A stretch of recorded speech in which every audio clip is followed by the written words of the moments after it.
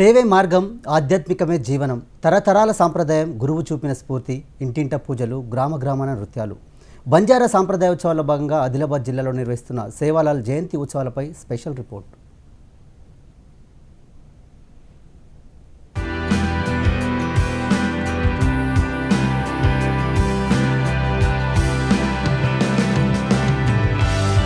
ఆదిలాబాద్ జిల్లాలోని బంజారా కులస్తులు నివాసం ఉండే అన్ని గ్రామాల్లో వారి కులదైవంగా పిలుచుకునే సంత్ సేవాలాల్ జయంతి ఉత్సవాలు వైభవంగా సాగుతున్నాయి.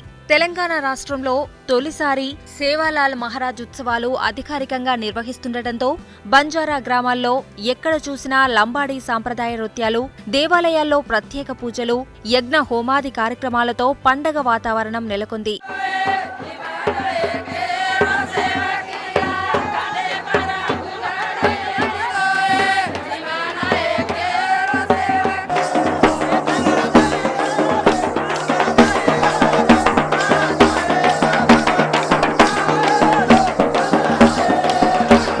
ఇక బంజారా ఆచార కట్టుబాట్లలో వారి ఇలవేల్పుగా పిలుచుకునే సేవాలాల్ స్ఫూర్తి కనిపిస్తోంది.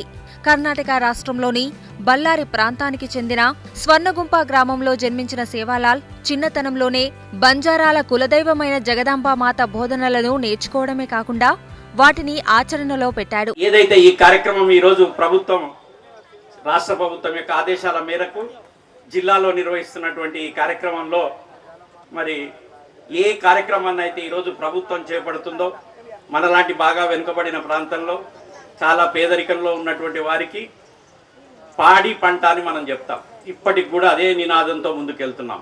మరి ఆ రోజే ఆ కాలంలోనే సేవాలాల్ గారు పాడి పంటను గురించి చెప్పారు. అంటే వారు మన యొక్క బాగోగులను ఆ రోజుల్లో ఆలోచించాడు. పాడి ఉంటేనే పంట, పాడి ద్వారా పాడిని రక్షించుకుంటే మనం అందరం మంచి సుఖశాంతులతో ఉంటాము.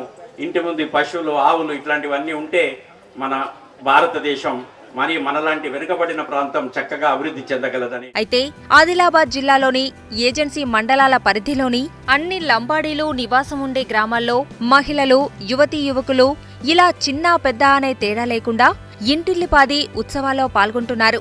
ముఖ్యంగా బంజారా యువతీ యువకులు సేవాలాల్ సేవలను కొనియాడుతూ పూజలు నిర్వహిస్తుండగా గ్రామాల్లో ఉదయం నుండి సాయంత్రం వరకు కొత్త వస్త్రాలు ధరించి సాంప్రదాయ నృత్యాలు చేస్తూ సామూహికంగా కార్యక్రమాల్లో పాల్గొంటున్నారు. ఆదిలాబాద్ జిల్లాలో మరి బంజారా సమాజ్ గాని ఇంకా మిగతా